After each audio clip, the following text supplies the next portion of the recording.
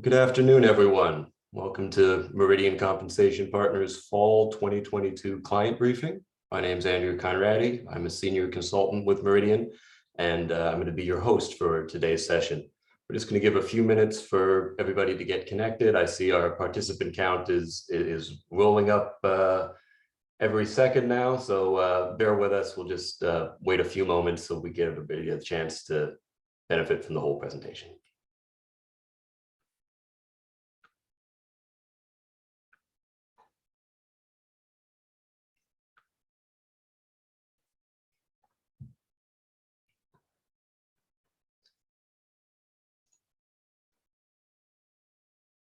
Okay, we're coming up on 1 minute past. I think we'll get rolling shortly. There will be a recording of this session made available, as well as a copy of the presentation materials for anyone who'd like to review afterwards. So if you do think you missed something, there's always that opportunity to get caught back up. In any case, thank you, first of all, for joining us today. We certainly know that you have a limited number of hours in your schedule, and we appreciate you sharing one of them with us.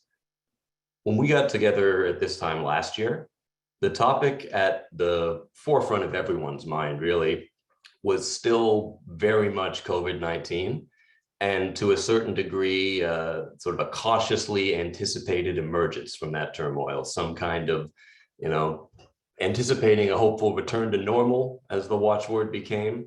Almost bizarre as that starts to sound now in hindsight, but that's where we were.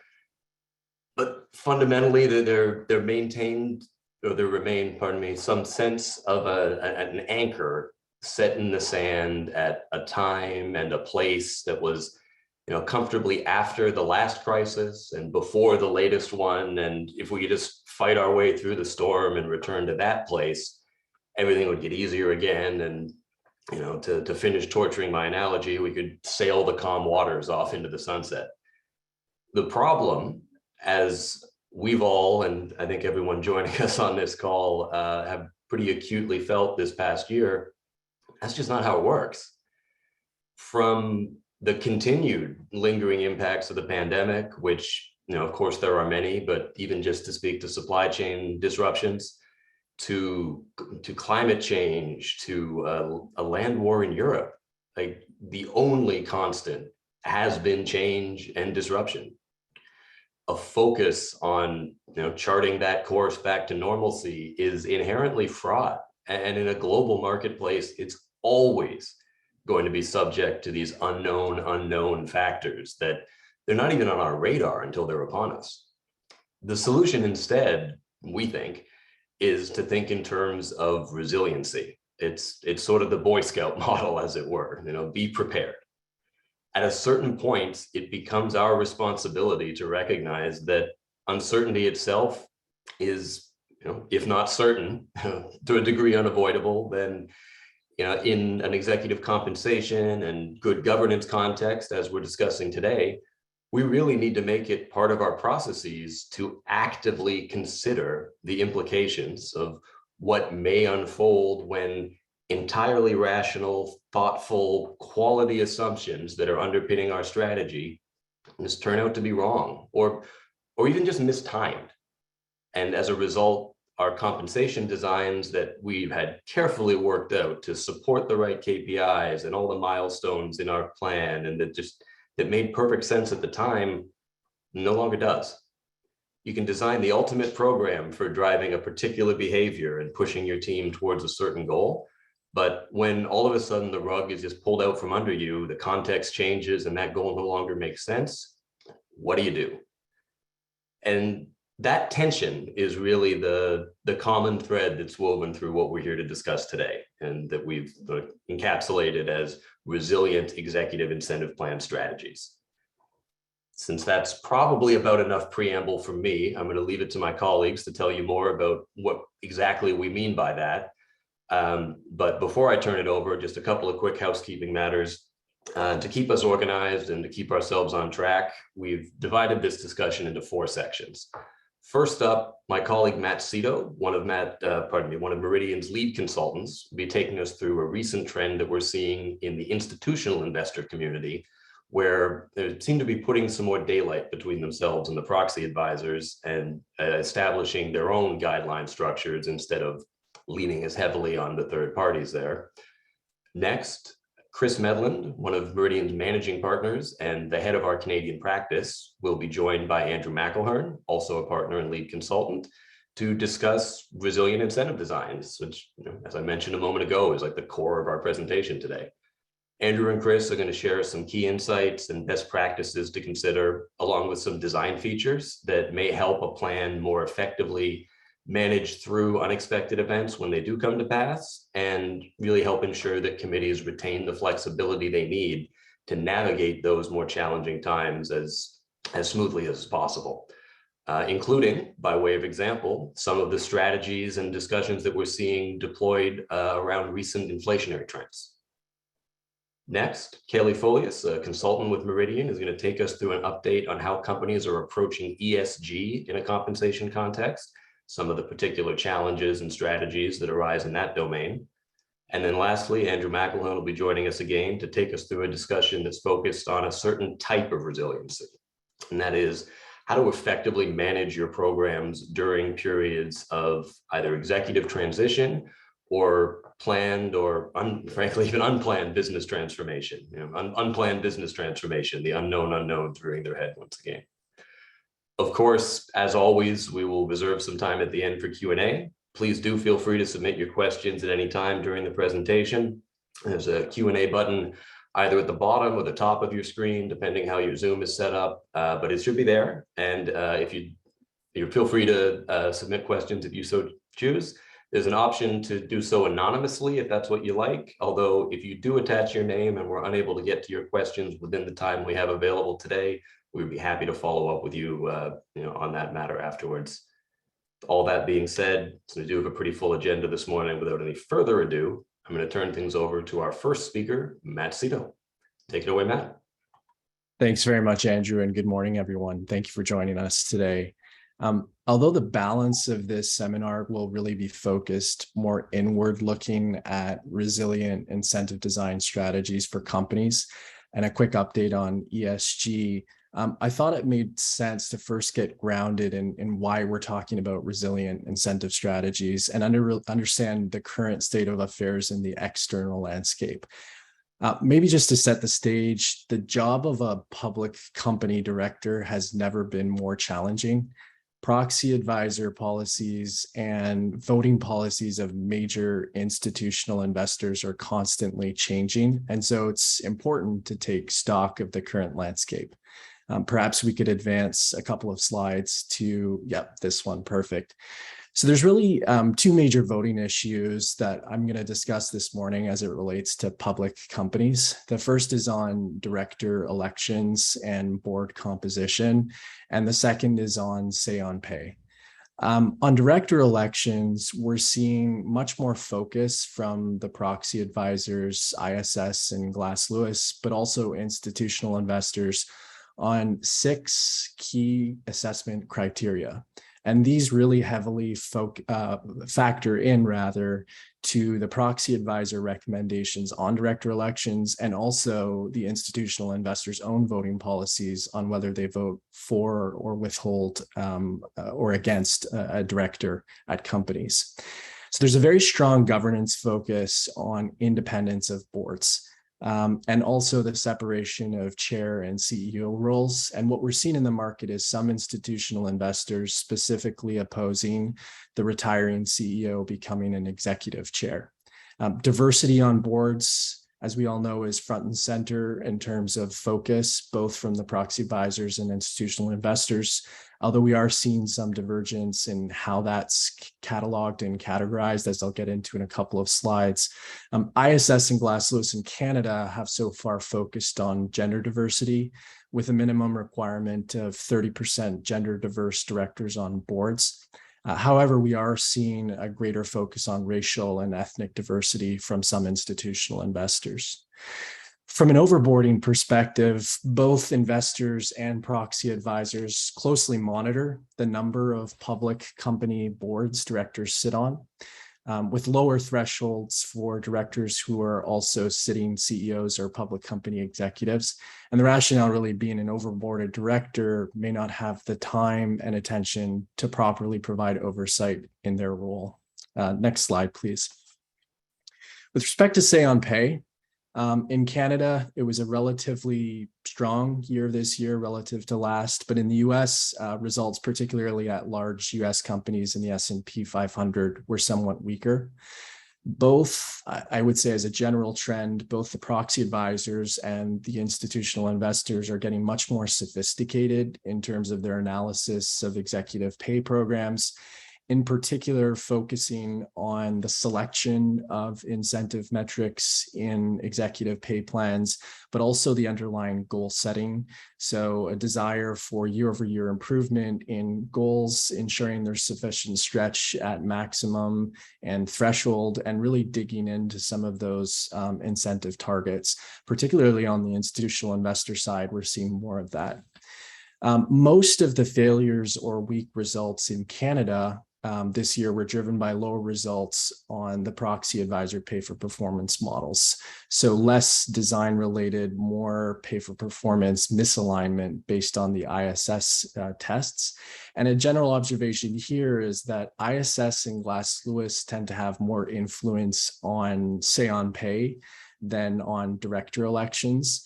And also, if you dig in deeper to kind of the correlation of voting results for both ISS and Glass Lewis, ISS tends to carry more influence than Glass Lewis on both say on pay and director elections at major institutional investors.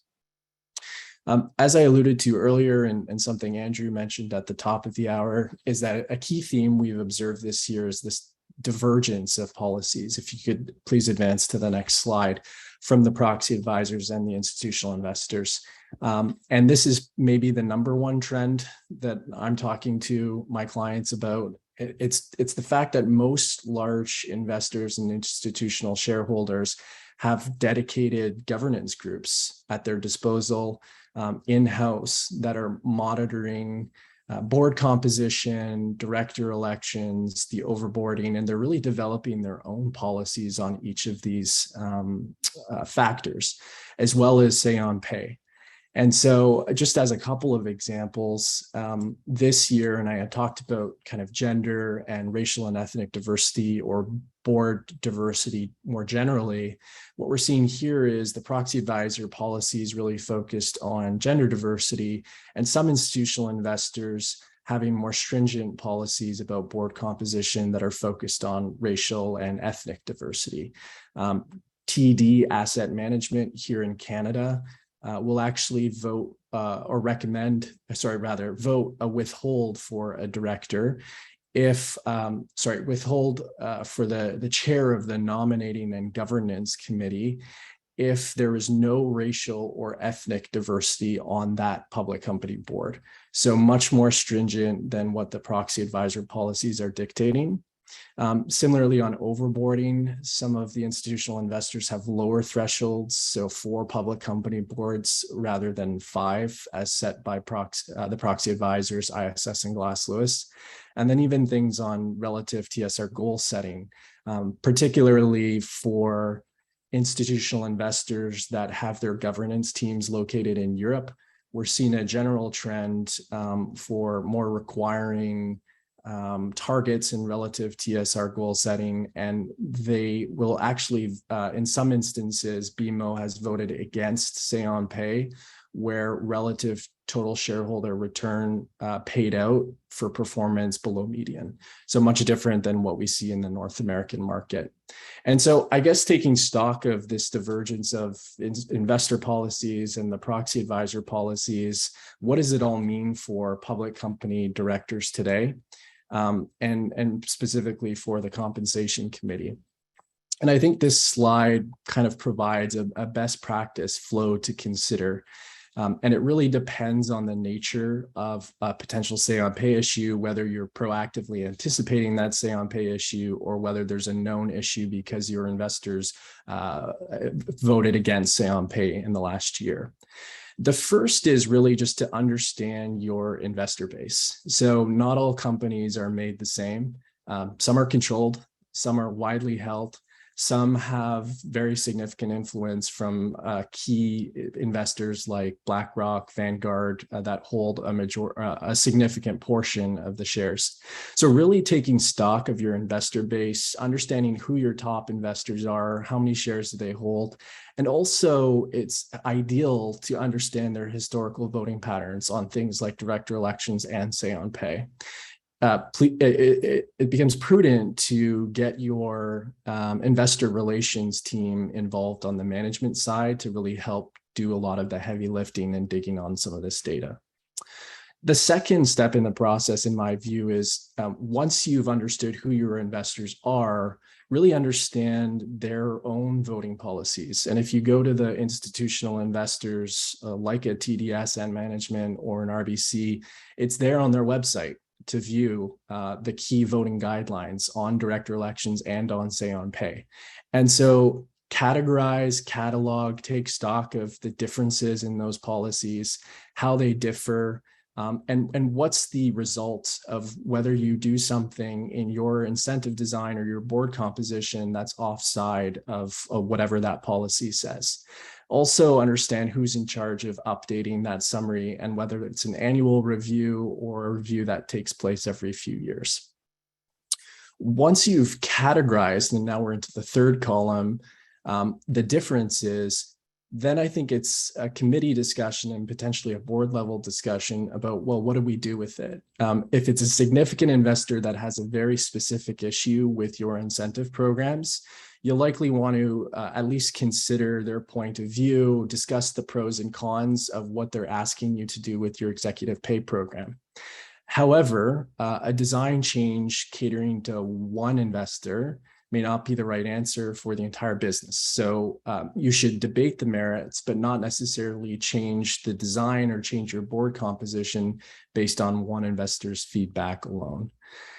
The fourth column is really the kind of the end of the engagement cycle, which is to engage with investors on those key issues and then really explain why your incentive strategy, your resilient incentive design, as we're going to be talking about next, is important for the business, why it's different from market, why it differs from their own policies, and really have a thorough discussion. Explain why you're considering a change or why you're not considering a change, and really link it back to business strategy.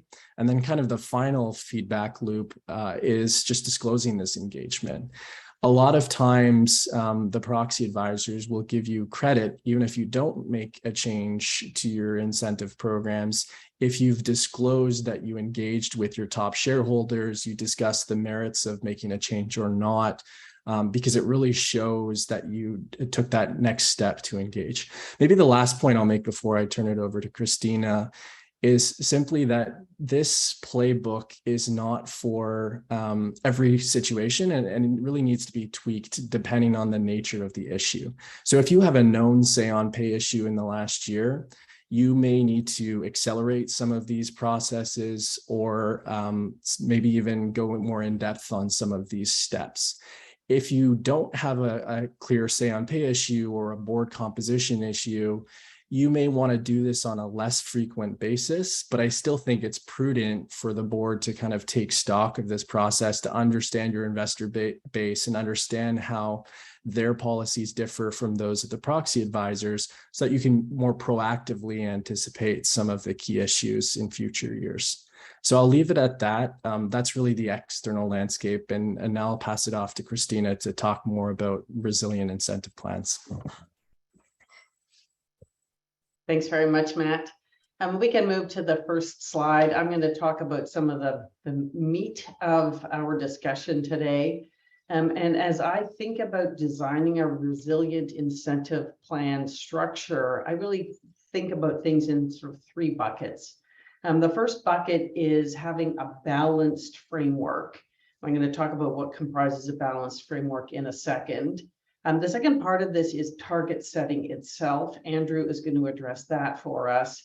And then there's the sort of the overarching process, which helps support the balanced structure. And that's things like process, the exercise of discretion or judgment, and disclosure. And it's those three pieces that come together to help you design a resilient program. We can move to the next slide, please. So when we're talking about a balanced framework, there's really four pieces to that. The first is diversification.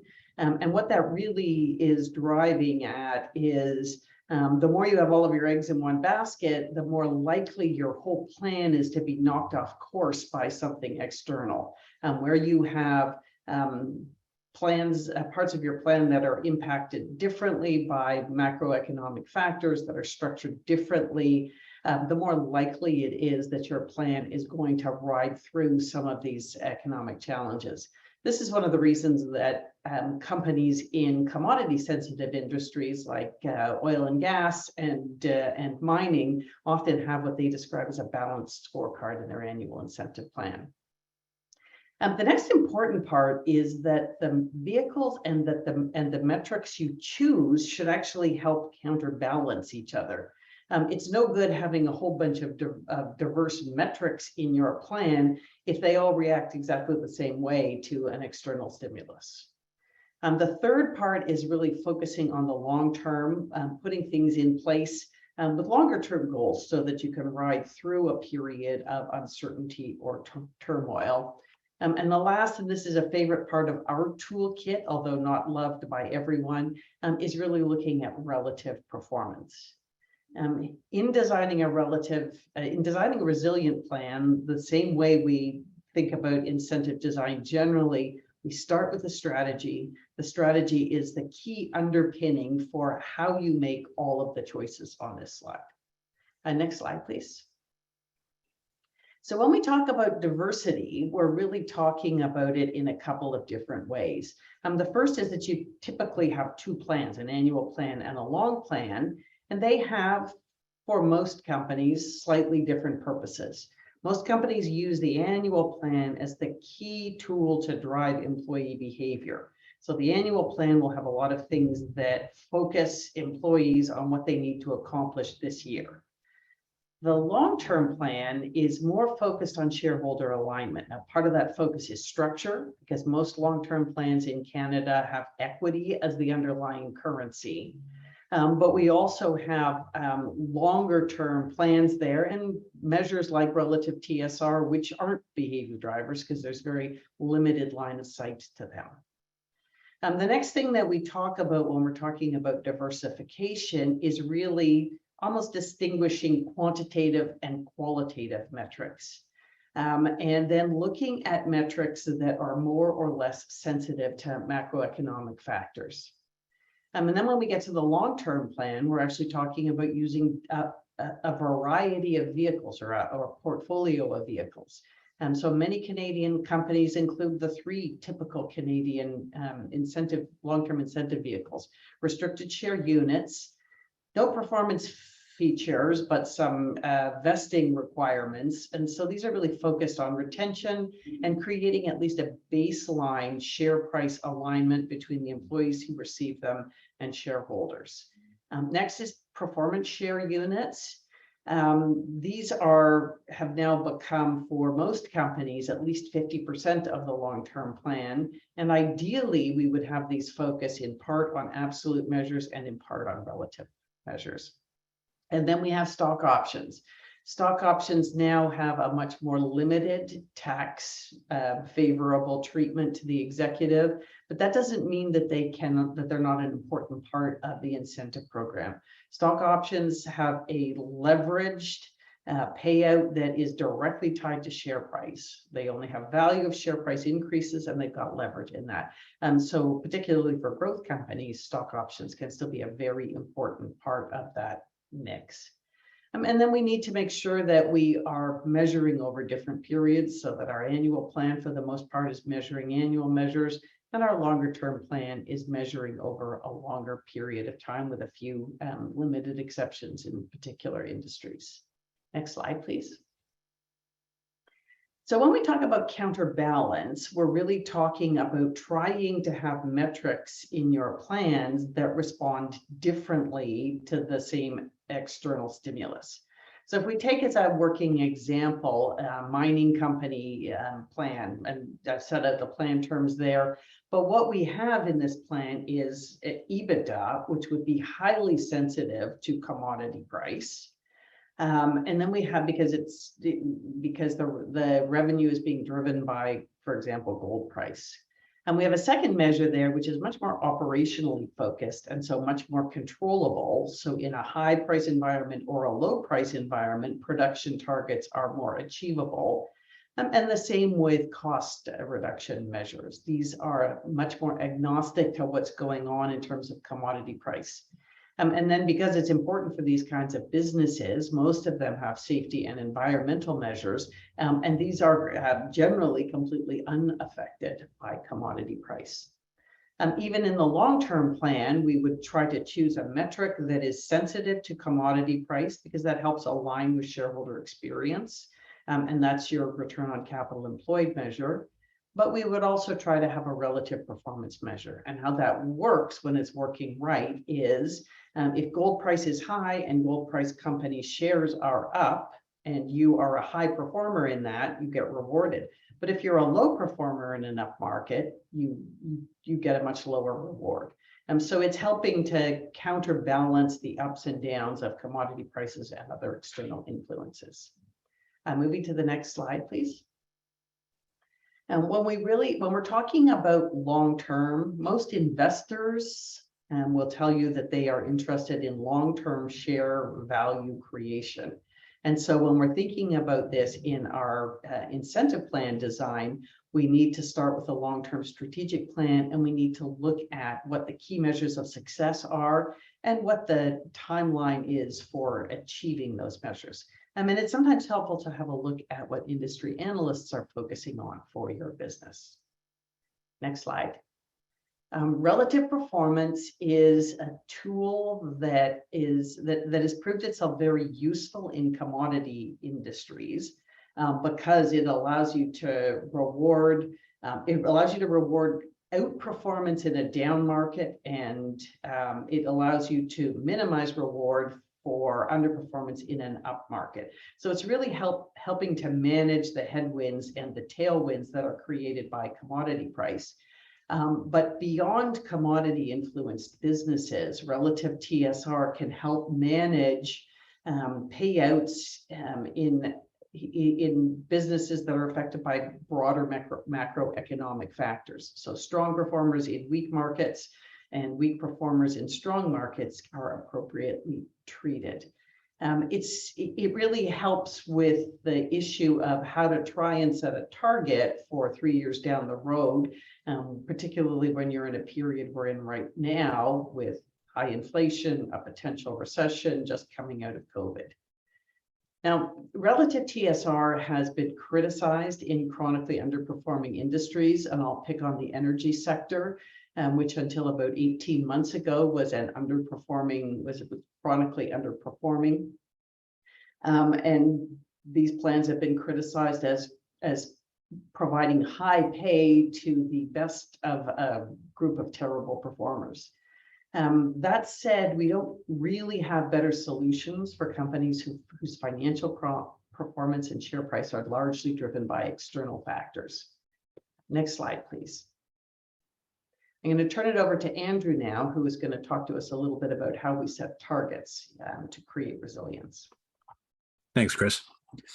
I'll give you a little break here before you come back to talk about inflation. Spend a couple minutes talking about what do we do when we reach the goal setting phase. So to set the stage here, you've set up your plan design well. You've got diversification in metrics and vehicles, perhaps. You've got balance between different measurement techniques. You've considered the short and the long term, and the short term is building blocks for the long term. And you probably have a relative performance component in there somewhere. And now finally, you can't put it off any longer. You have to think about, okay, how do we set goals for those portions of the plan that aren't relying on relative performance? Many companies will, in the annual plan at least, they'll start with a target performance goal that has a linkage to the annual budget or the annual strategic plan and call it a day. And they might, in order to establish minimum and maximum performance requirements, they might take factors of that target. 80% to 120% of the target goal is pretty common, and call it good. And I would say in some cases that can be good enough. In the current economic environment, more companies are looking for ways to check and make sure that the goals they're setting are reasonable and they stand up to a variety of different business scenarios. As noted at the bottom of this slide, the importance of doing this and doing it comprehensively doesn't take place in a vacuum. It relies on the other elements of the program design that you have put in place. So if your program is highly formulaic and requires precise measurement, if the program, as a matter of pay philosophy, takes business context and circumstances into account, i.e., if you look into the future and you see headwinds compared to the past, you might be asking the people approving the plan to agree to pay a full target payout for performance that's lower than what you have delivered historically. Or if financial performance measurement itself figures prominently in the plan, these are all the sorts of situations that would prompt you to go a little further than setting a target goal and some factors and calling it done. By contrast, if your plan's more discretionary in nature, if the compensation committee or other people approving the plan tend to rely more on sequential enduring standards of performance, regardless of what the business circumstances are, or if the plan relies more on the market's judgment, then it's probably not as necessary to go through the whole wheel that we show on the left here. But I will go through each of these items. Think about this as we have our plan, and then we do a series of calibration checks that hopefully confirm both the direction and the magnitude of the performance goals that we're setting. And if everything converges, that gives you some comfort and gives the compensation committee some comfort that these are good goals. If they diverge, then there may be some more discussion or analysis required to understand why. And it may prompt a rethinking of what the plan goals are. So as noted, most companies start with goals derived from the annual budget, the annual strategic plan. And I would say that's the right way to start. As we travel around clockwise on this diagram, the additional techniques you might use get more complicated and sometimes bring more illumination. So a common one would be to look at recent history. How have we performed in the past, and what that might have to say about how we expect to perform for the next round of goals coming up. Useful. I can hear the people who see the investment commercials on TV saying past performance is no predictor of future results. Absolutely true. You can look outside of the company into what other companies in your sector have done. Over time, through history, have they been able to deliver performance compared to what you're proposing for your goals right now? Are your current goals aggressive or conservative by the standards of the market's historical performance? You could also look at what the capital market observers themselves are expecting. So if you have an earnings goal expressed in percentage growth terms and the market's expecting more, minimally, you should know that that is the case and have an explanation, at least internally, for why the market's getting it wrong, or it may prompt you to rethink, okay, the market has different expectations than we're currently putting in our plan. We should make sure that we understand that relationship and make adjustments as necessary. And then the last two, color-coded differently, value sharing and scenario testing. These are places that probably relatively few of the companies we work with go to on a regular basis, but they can be pretty useful. The value sharing idea, sometimes expressed as sharing of earnings, is for an incentive plan outcome, if we perform at, let's say, target, how much of the value created or the earnings delivered associated with that value goes to the participants in the plan versus the residual that goes to the shareholders. You can do a similar type of exercise with other metrics, and you can frame it in terms of the company's market value. How much of the market value created goes to the participants in the plan versus to shareholders. Now, what's often sought in this value sharing example is, so what's the market standard? Is 15% value sharing, to use a number, the right level? And unfortunately, there aren't really good market data comparables on this. So when companies do this, what they can often do is look at how this compares to the history. So if we have historically shared 15% of value created or 15% of earnings created with plan participants and the rest has gone to shareholders, and suddenly we're at 25. What's the reason for that? And does that mean that we need to be a bit more aggressive with our performance goals to bring that closer to what has been our own historical norm? There could be other reasons for why that sharing ratio is changing, but that at least brings a little more analytical rigor to this question. And then lastly, and probably the most rigorous on this wheel, is the idea of scenario testing. And this is where we understand it really does take a village. This is not typically something that an HR group would do in isolation, but if the company has a good financial planning and analysis group, and they like doing this sort of scenario testing work, you can sometimes get really good illumination out of that step, where you take your incentive plan goals at target, and if you're ambitious, you might take them at minimum, threshold, or maximum, and you stress test them. You can either do it using random variations, or you can do it saying, if we take best and worst cases and all the possible scenarios in between, or at least a set of possible scenarios in between, and we assume those to be the case, what happens to our performance relative to this goal? This can be particularly useful if the practice has been to use static factors, 80% to 120%. That 80% might be pretty likely to come about. And so you'd ask yourself, is that adequate for us? Or if the stress testing shows that 80% is closer to 100%, then we might want to set a wider range on the downside, and you go through the exact same logic on the upside. If you're using 120% of target, and scenario testing suggests you're never in a million years going to get to 120% of target, that says you're using the wrong coefficient on the maximum performance requirement. You should rethink how that's going. Again, I'll stress, not all companies should do all of these, and some companies will do very few of them. But if you're looking to bring some rigor to that calibration, this is the way we would recommend companies go about doing it. And I'll hand it back. Thanks very much, Andrew. Next slide, please, Andrew. So what I would say is, despite doing all of this, this is all really important, setting up your plans with structural resilience and setting up your targets in a way that makes really good sense. Despite doing all of that, you may end up with outcomes under your plan that don't make sense. And that's where we need some of these overlays. The first overlay is a process overlay, and there are really two benefits to having strong processes. The first and most important is that with a good process, you increase the likelihood that you are going to make good decisions. And so we'd like, for example, for our committees to have 2 meetings to look at significant changes to incentive design. That's sort of 2 bites at the apple. So they get to hear it, think about it, and then make a decision.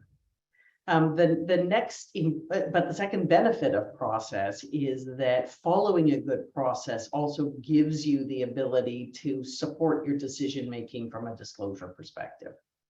The second overlay is judgment. We used to call it discretion, but that's become sort of a dirty word, at least to the proxy advisors.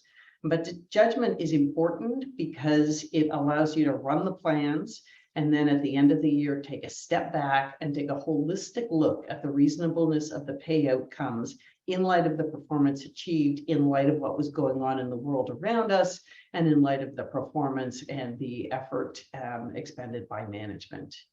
Ideally, any kind of judgment or discretion should be anchored in pre-established principles. These principles are things like principles of symmetry. So if an external factor gets adjusted out when that improves the result, it should also be adjusted out when that makes the result worse. Materiality, you don't want to make adjustments unless it actually has an impact. And we're trying to adjust for things that were not part of the planning and target setting process. Maybe that's an acquisition partway through a year, or maybe that's COVID happening partway through a year. And finally, we are trying to adjust for things that are not just outside management's control, but which management is not expected to manage. And that may be different depending on your industry. So it would be unusual to adjust out gold price for a gold company, but you might well adjust out currency fluctuation, whereas you would be unlikely to adjust out currency fluctuation for a financial institution. With those overlays, we then move to the sort of the after the fact overlay, which is really disclosure.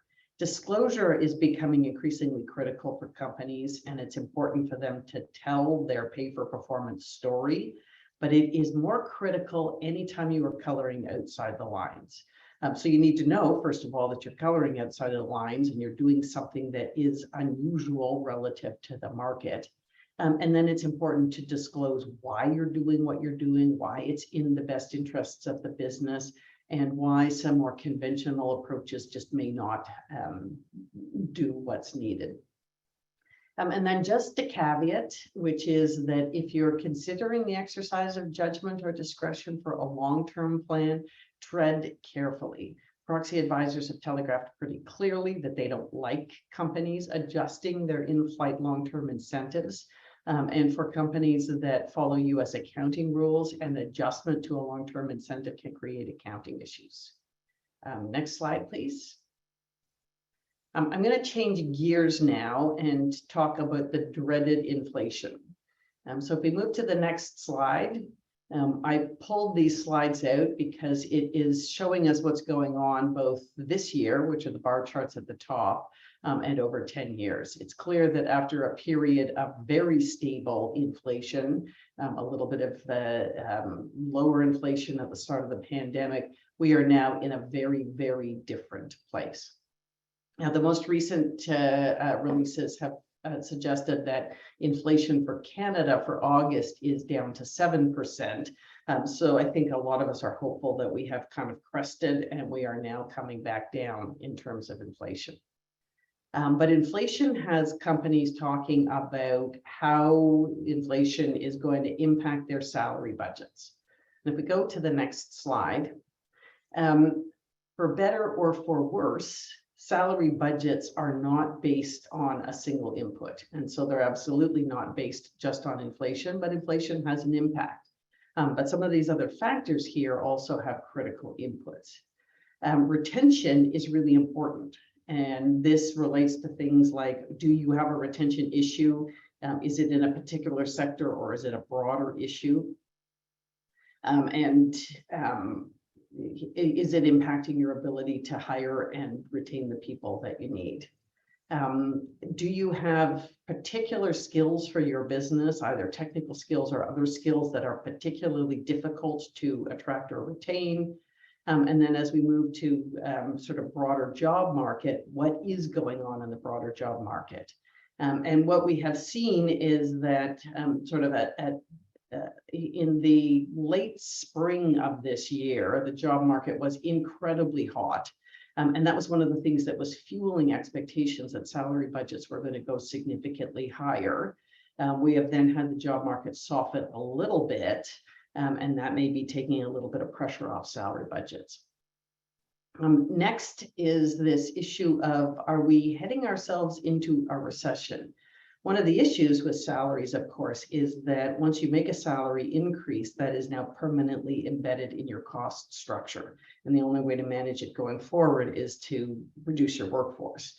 So companies are trying to walk a careful line between having salary budgets that are high enough to retain their key talent, while not so high that they put themselves in an uneconomic position for going forward. And then the last item here is something that we didn't hear a lot about a couple of years ago, and we're starting to hear a lot about now. Retention of employees is not just based on what you're paying them and what's going on in the market around them, but it's also very importantly influenced by other things that are going on in your employee experience factor, and hybrid work arrangements and training and development are key among those. Next slide, please. I'm not going to read what's on this slide, but you'll get this slide when you get the materials. But this is a collection of sort of current salary budget surveys. And most of these are suggesting that salary increases are going to be in the range of 3.5% to 4%. But most of these were also concluded in the late spring. So before we had discussion about recession and before the very, very hot job market started to cool off. Next slide, please. So when I ask myself, where are we in terms of salary budgets for 2023? I would say at this precise moment in time, based on what companies are saying in response to salary surveys, is that budgets are likely to be a little bit higher than they have been historically, but companies are not trying to match their salary budgets to current inflation rates. The one thing that I am pretty sure about is that companies are going to wait until the very last minute to make their final decisions. The landscape is changing quickly, and we are going from increased interest rates and a potential recession to tech companies doing significant layoffs. Companies that are involved in union contract negotiations may find that that certainly has an impact on salary budgets. So the best advice is to continue to pay attention, to start working your salary budget at a higher than normal into your budget for the year, but to make sure that you are looking at all of these other factors as we get closer to the end of this year and the start of next year. Next slide, please.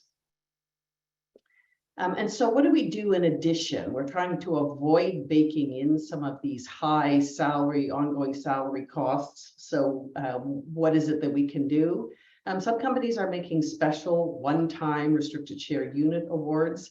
These are definitely on the financial side, but they aren't something that has to be repeated. But we're also seeing that salary increases are really being targeted to hot or critical skill sets, to groups in your organization who may have below market pay, and of course to your high performer, high potential employees. And then we have lots of companies that are examining the broader employee experience. And for many employees, the ability to work from home at least part of the time has now become a critical part of the work value proposition. We're also seeing a bigger focus on talent development and training. And we've got companies thinking about things like unlimited paid time off. That's obviously industry specific. Next slide, please. In addition to the impact that inflation is going to likely have on salary budgets, we also think that inflation is going to have some impact on incentive outcomes for this year. There are some direct impacts. So cost metrics for companies that have cost measures in their plans are likely going to be very challenging to achieve. While some companies with revenue measures may actually be benefiting from an inflation tailwind. Profit and earning measures may be impacted on both sides of the scale. Those may cancel each other out, or one may drive more than the other. In terms of what to do, the answer is nothing for now. But once you get to the end of the year, assess the impact. Consider whether you need to make adjustments where the impact has been extreme. And then we go back to our good principles of holistic exercise of judgment at the end of the period, and the need for compelling disclosure of any adjustments that you make. And I'm going to now turn this over to Kaylee, who is going to talk to us about ESG as an incentive measure. Thank you, Christina. To further our discussion on incentive design, I'll be speaking about paying for ESG and its increasingly influential role in executive compensation design. Now, broadly speaking, ESG has been gaining traction in recent years and continues to be an important topic as institutional investors and proxy advisors alike are placing a greater emphasis on it, and companies continue to think about ESG in the context of their business strategy. So moving on to our first slide, how to implement ESG. When companies are thinking about introducing or even evolving their existing ESG measures, these are the kinds of things they're typically looking at. So what in ESG is strategically important to them? And this really depends on their industry and where they are in their current ESG journey. What public commitments have they made? We're seeing a number of companies now placing sustainability commitments in their debt covenants, and more have made public statements about their sustainability goals. Do they have a solid understanding of where they are right now? For many companies, the first part of this process is really to assess where they are now. To take a simple example, what is their gender and ethnic diversity at each key level? Where are the pinch points? And do they have sufficient diversity in the pipeline? Lastly, data and analytics. They really need to understand where they're currently standing. Otherwise, it's quite hard to measure progress, and this is particularly challenging for environmental metrics, as greenhouse gas emissions are currently measured as a set of assumptions and not to be seen as a gauge. Now, the company's position on these, back one slide. The company's position on these 4 questions drives the choice of metric, where it's housed, whether that's the annual or long-term plan, how it's measured on a quantitative or qualitative basis, and the weighting associated with each metric. Over the next few slides, we'll take a closer look at where the market is on ESG incentive metrics. Moving on to the next slide. Meridian has surveyed ESG and incentive design among large North American companies, and some key findings include that the prevalence of ESG in incentive plans is increasing quickly. Currently, ESG is primarily in annual incentive plans, but we do expect that to change just because things like improving diversity and reducing climate change require sustainable change rather than just quick fixes. Now, this sustainable change is more challenging to measure over a 1-year period. We see that 66% of the companies included 1 or more ESG metrics in the short-term plans, with a small minority, 8%, including ESG metrics in the long-term plans, with even fewer companies, about 6%, including ESG metrics in both the long-term and short-term plans. We are seeing a significant disparity in the adoption of ESG metrics based on industry. And looking at the prevalence of ESG metrics was highest in the utility sector at 93% prevalence, and lowest in the consumer discretionary sector at 44% prevalence. We do expect that this does reflect where these industries generally are on their ESG journey, and that over time, the lower prevalence industries will begin adding ESG to their incentive plans. Only 35 companies, or about 7% of the companies surveyed, used ESG metrics as modifiers to adjust payouts up or down. However, more companies are considering the use of modifiers as a way to incorporate ESG criteria while retaining the core financial and operating goals of the business. Despite ESG's increasing presence in incentive plans, the median weighting for standalone E, S, or G metrics remains low, which we think makes sense given the need to measure different aspects of company performance and the relative newness of these measures. Environmental and governance measures had median weightings of 9%, with social metrics slightly higher at a median weighting of 10%. Next slide, please. Taking a deeper dive at the ESG metrics by category, we see that social measures are not surprisingly the most prevalent of the ESG metrics to be included in incentive plans at 60% prevalence, followed by environmental metrics at 22% prevalence, and governance metrics not far behind at 20% prevalence. Governance and environmental measures are similar in prevalence and much lower than social, and this likely reflects the fact that social metrics are highly relevant across all industries, while, for example, environmental metrics are more relevant in some industries, and also reflects the fact that things like diversity, inclusion, equity, and belonging are all critical societal concerns at present. Diversity and inclusion is the most prevalent social metric at 44% prevalence, and employee health and safety is the next most prevalent metric at 27% prevalence. The fact that succession planning is one of the most prevalent measures in the governance section is somewhat surprising to us, just given the fact that succession planning is such a fundamental part of executive roles. However, this does give credence to the expression that what gets measured gets managed. Finally, the most prevalent environmental metric is carbon footprint and emissions reduction at 13%.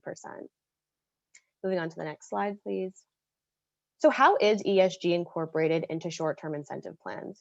As companies start to add ESG metrics to incentive plans, we see this more so as a journey, with the first step often being to include ESG as part of the individual performance measure. As companies progress, we see ESG included as an overall corporate measure in a bucket of unweighted, more qualitative measures.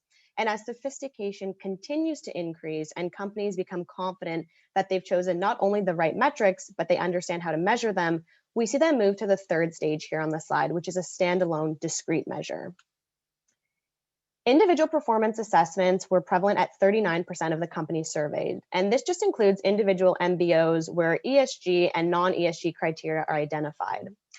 Tying ESG metrics to individual objectives may make sense for organizations since it does create a greater line of sight to the areas of the business each executive has influence over. An example of this could be a sustainability executive being measured on CSR initiatives. Looking at business strategy scorecards, these were prevalent at 34% of the companies surveyed. And this just includes several ESG and or non-ESG objectives combined into a single business strategy barometer.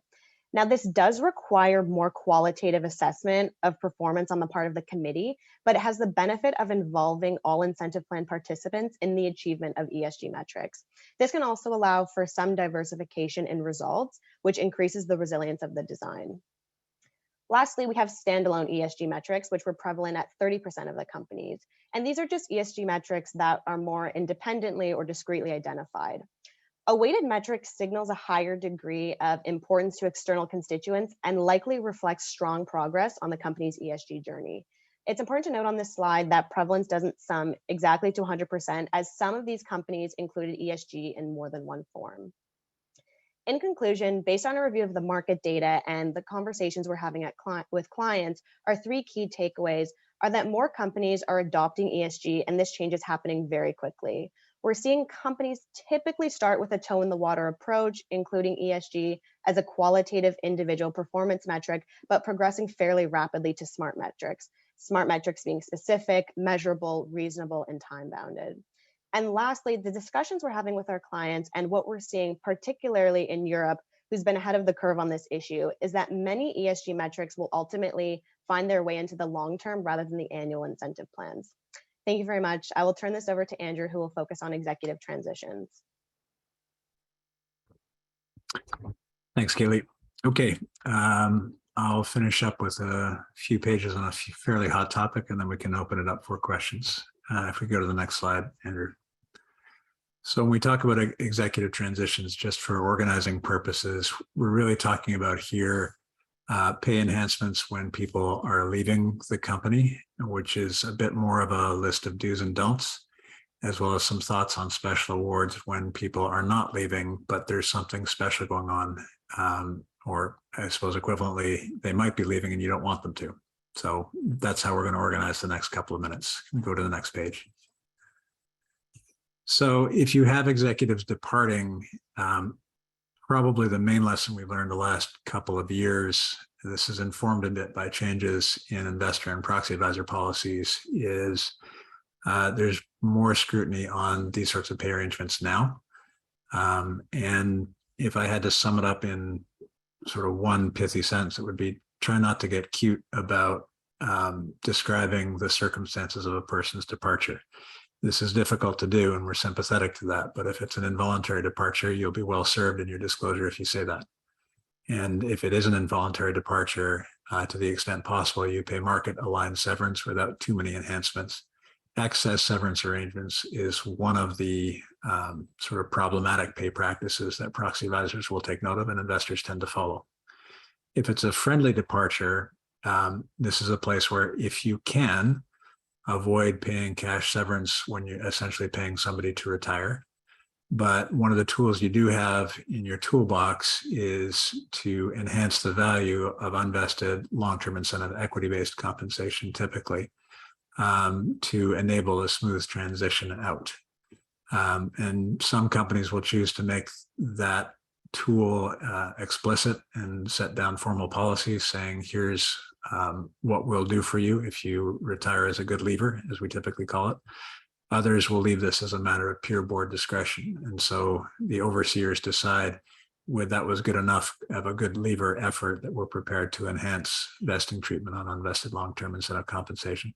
No set rule. As advisors to compensation committees, generally, we tend to like the discretionary approach. But of course, that leaves executives not knowing where they stand as they prepare for retirement. So there are valid arguments on both sides of that. I note on this page as well the confusing case of one final award. So if you know somebody's going to be leaving, should they receive that last long-term incentive award before they do? We would generally say no, but this is one place where as you're trying to work out the precise terms of the departure, some companies will say, we're going to make that part of the good labor treatment. So we're willing to give them an enhancement on their last award if it's going to smooth the transition path out of the company. But again, if that is for a person where there's going to be a disclosure made, that's a hard fact to explain and defend in a public disclosure. Can we go to the next page? Of greater interest, we've seen a bit more of these years. If there's a business transition taking place, sometimes there's a case for we require extraordinary performance or extraordinary effort from the senior executive team as we work our way through a business transformation. So we'll put some kind of special award in place to support that alongside the regular incentive design program. A few years ago, this got significant attention in the United States from Tesla, which gave Elon Musk an extremely large award linked to share price and certain financial goals of the company. These are not common and shouldn't be part of the repertoire every cycle, but there's sometimes a good case when there is an important strategic shift that the company is trying to make. It's notable in the Elon Musk example at Tesla that the Tesla board of directors went directly to shareholders and said, this is what we would like to do, and we'd like you to approve that. So, and they got that approval, which made subsequent criticism of just how much of the equity pool they were spending on the single award kind of made all of that go away. Another point I'll say on this is oftentimes the performance goals that might be associated with these awards are goals that don't necessarily have a linkage to the near-term business plan. So they're moonshot goals.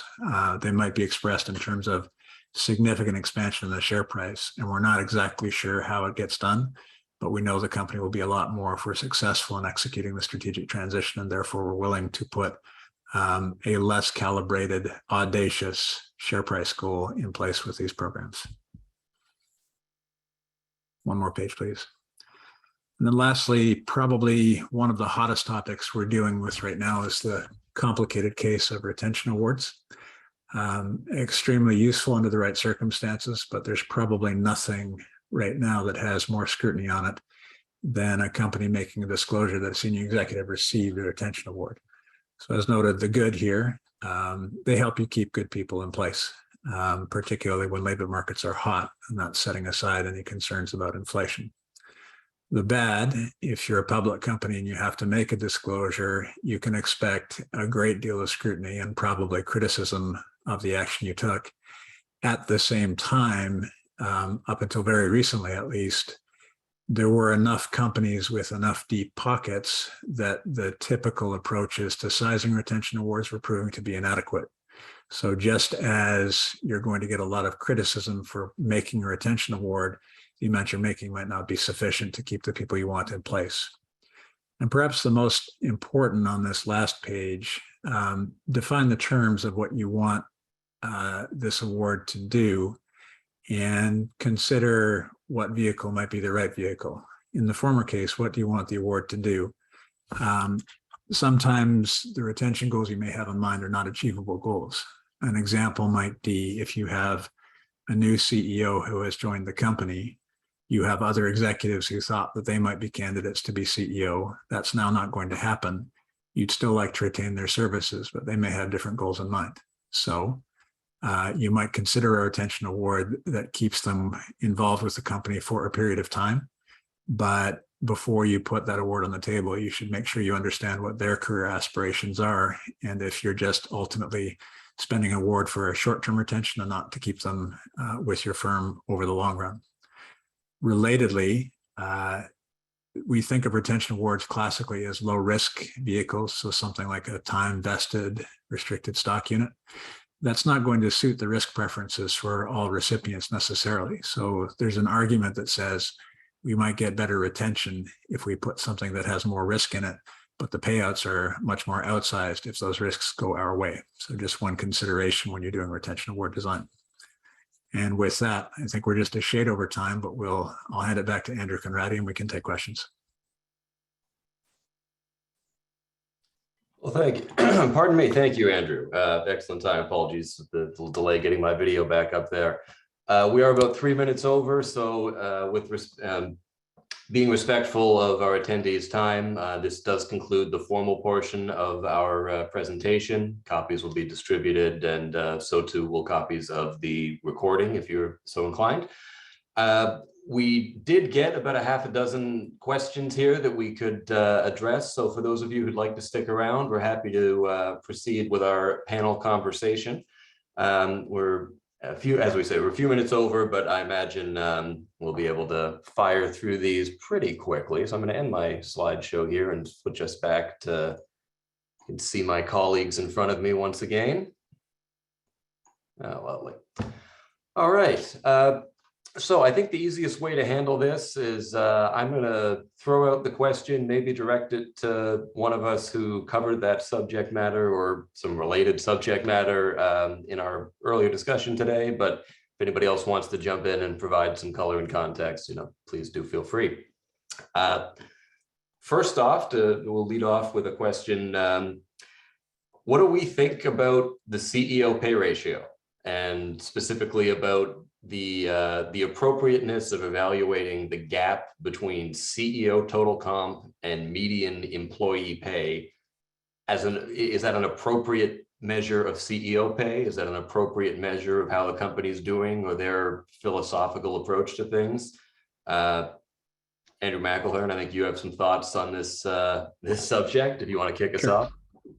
So this is a required disclosure for US listed companies. And it's probably fair to say it's become a compliance item since it has been introduced. It has very limited real world relevance. And so most companies disclose it, but it hasn't had any change in practice. The reason it has little relevance is because even across companies and certainly across industries, the nature of that ratio is going to be different. If you have a business model that relies more on labor, it's going to be higher. If you have a business model that relies more on capital or on highly paid professionals, it's going to be lower. And so I don't think you can draw any conclusions from a high or a low ratio. Probably more, if we're talking about CEO pay, what is probably worth a closer look is what's the ratio between CEO pay and the other senior executives. Because sometimes if that ratio gets out of whack, you can actually get scrutiny and criticism from actual investors who actually vote their shares. Yeah, it's certainly a blunt instrument, and even it's deceptively simple when they say, "Oh, just compare the median employee to what you paid your CEO." Well, the exercise of figuring out who your median employee and what they received each year, it's a non-trivial thing to engage with, and it can certainly impact the comparability from one company to another. So it can be a limited sort of a measure, but not something we want to rely on exclusively for sure. Next down the line. So we have a question here about institutional investor engagement issues. And I'm just going to paraphrase a little bit here.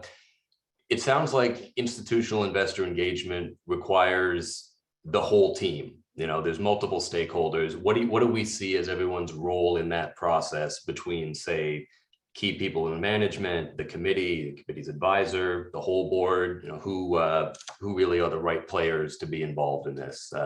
Matt, I'm looking at you since that was your part of the presentation. Sure, happy to take this one. Thanks, Andrew. Certainly it is a multi-stakeholder approach. So you're going to require quite a bit of heavy lifting on the management side, specifically your investor relations, which may fall under your CFO in some instances, as well as your general counsel, to just kind of understand historically what the voting patterns were, but also now point in time what your investor composition looks like. So on the part of management, there's going to be a lot of heavy lifting and data management exercise there. When we come to the second step, which was the review and categorizing some of the investor voting policies, I think that's something that, Meridian can certainly help with, the consultant to the committee can certainly help with, management can certainly keep track of what institutional investors are doing, what the proxy advisors are doing. And I think maybe just putting it on your committee calendar as an annual or every couple of years to review trends in investor voting policies, but also to have a quarterly review of trends generally, I think is prudent. And then maybe in kind of the third camp, when you require beyond just the committee and the committee chair, but engagement from the board, is on more tricky situations, perhaps related to say on pay. So less on the proactive front, now more on the reactive front, kind of looking back at a say on pay failure or lower than optimal result on say on pay. You may need some engagement from the board to specifically the chair of the board, in addition to the chair of the committee, to start talking to some of your biggest investors on some of their concerns around say on pay and board composition generally. Makes sense. It certainly is a matter that intersects the mandates of a lot of different folks, and being planful about getting everybody around the table on the same page and rowing in the same direction is certainly going to help things be smooth and effective. Chris, I got a short one for you. This is very, very to the point. I think you mentioned in your presentation actually that companies aren't typically just mapping the rate of inflation and matching that with salary. Why? We've certainly seen salary increases historically outpace inflation. And so over the past 10 years of very low inflation rates, we've still seen salary increases that were higher. We're not matching inflation with salary increases because of concerns about what's coming next. And because of all of these other factors that I talked about, which actually feed into the decision about what is the correct salary budget. Makes sense. Certainly other factors at play there that we need to give appropriate consideration towards. I guess just to make it one for everybody, Kaylee, I got one for you as well. This is a question about whether we anticipate any kind of backlash from investors against the trend that we're seeing now towards more adoption of ESG metrics, and not just disclosure of ESG, but really having them in the compensation plan. Are we worried about that, or what's the sort of read of the room there? Sure. We think that most investors want to see ESG performance, but without actually sacrificing financial and share price performance. We're also seeing movements more so in the US rather than Canada or Europe that are opposing ESG. And that's just not only in incentive design, but also just generally in the business.